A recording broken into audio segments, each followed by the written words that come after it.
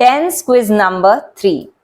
It's already 4 p.m. They dash yet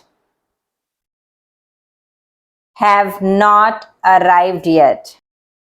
Ranu dash while she dash up the roof. Two verbs have been given. You have to use the correct form of the verb.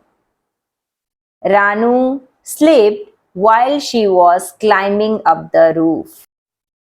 We dash for the train for last 3 hours.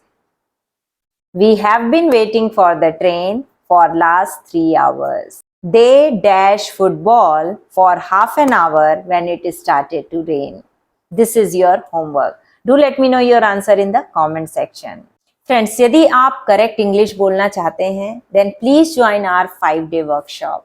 मैंने इस workshop की detail नीचे description में दे दी है. आप दिए गए number पर मैसेज करिए और अपने आप को रजिस्टर करिए. See you in the next video.